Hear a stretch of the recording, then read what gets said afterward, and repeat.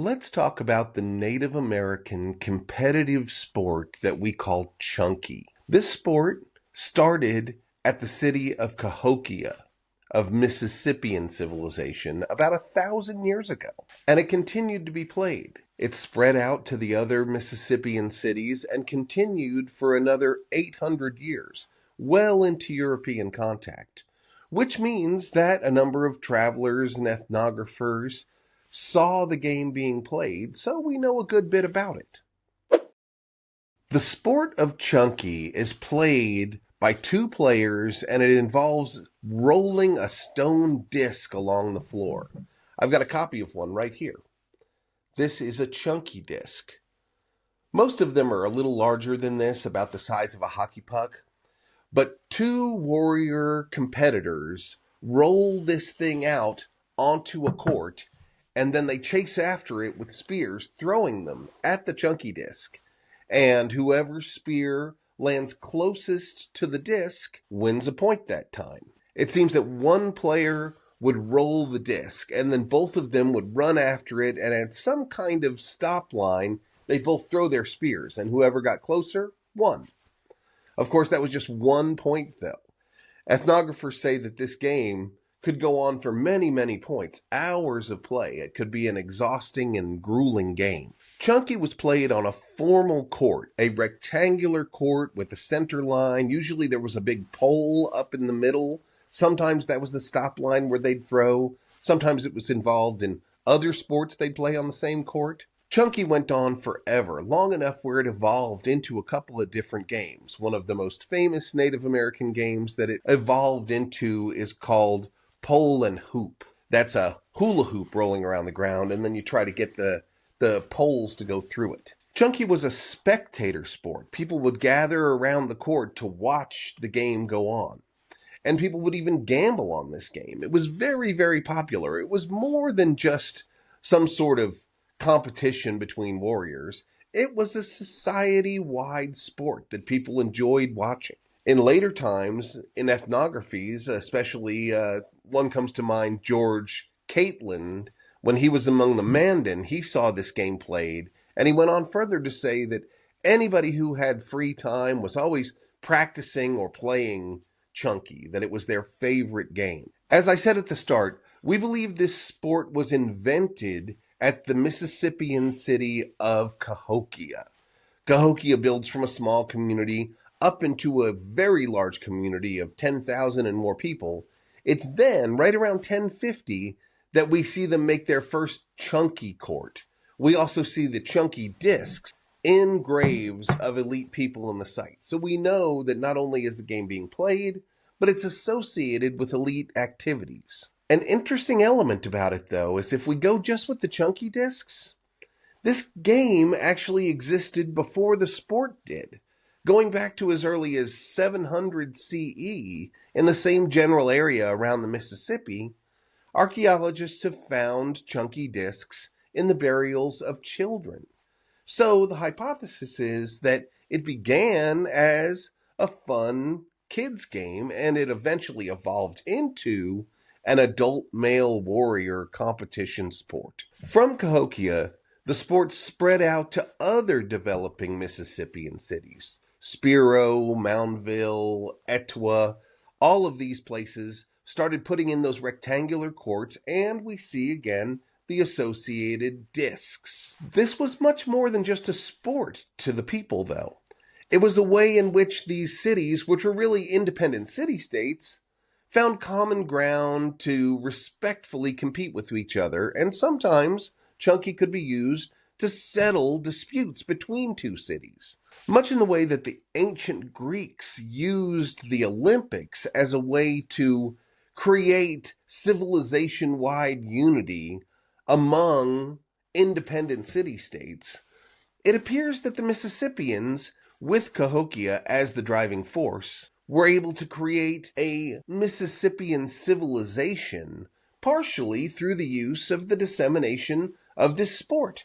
This was a way that they could connect on a competition level, but also with mutual respect and peaceful outcomes. Tim Palcatet has called it the Cahokian peace, and suggests that Cahokia developed this game as a way to promote civilization-wide unity while maintaining their independent city-state status. But a lot of what we know about Chunky and what I just described is actually from post-European contact ethnographies. How can we be sure that Chunky was actually the game they were playing back in the days of Cahokia? Well, luckily, we have a few things to aid us, those being myths and legends and the art they produced at the time. We see multiple pieces of art, really a whole iconographic theme within Mississippian art that shows us Chunky players. They're holding the discs and spears. They're also dressed in a very particular way. They have these funny pill-shaped hats and something that looks kind of like padded armor.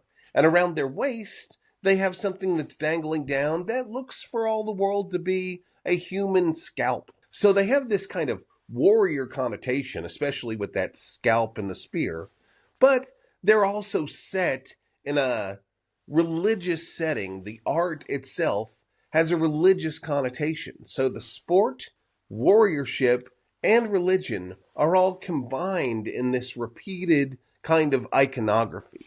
We also see beautiful figurines that are in the process of rolling our disc along. There's also a repeated motif within Mississippian art that shows a big pole, sometimes two people standing on either side, and sometimes it can be red and white striped.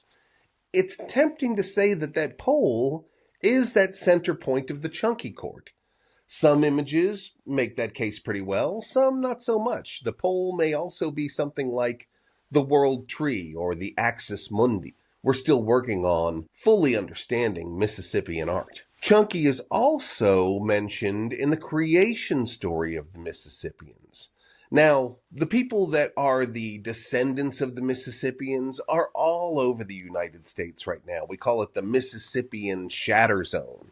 And each one of those groups hold pieces of what was an original, more cohesive creation story. But many of them talk about myths and legends that actually involve the game of Chunky. Specifically, there's a culture hero named Redhorn, and he has a posse he runs along with. One of them is a super fast turtle, and the other one is a thunderbird who spits corn kernels like bullets. These three are the protectors of the human villages they're from. And at one point, those villages are menaced by villages of giants.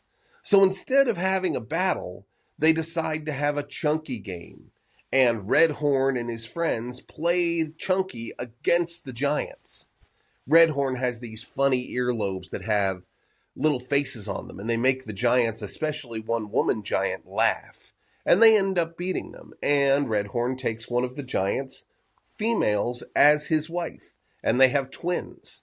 Ultimately, the giants kill Redhorn and his friends, but their hero twin sons avenge them. They go back to the giants' village, and they chop their heads off and put them up on stakes, just like they had done to their father and his friends. What's neat about that is that as we begin to understand the original Mississippian creation story, we see this game being central to the telling of the tale. Just like the Maya went to the underworld and played a ball game against the Lords of Death, Chunky is involved in the Mississippian creation story. But as I wrap this up, let me be clear that Chunky is in no way, shape, or form like the Mesoamerican ball game. That was hugely popular, of course, and we're just beginning to understand the importance of Chunky in ancient times. But the Mesoamerican game was played in an eye-shaped court with a bouncing rubber ball.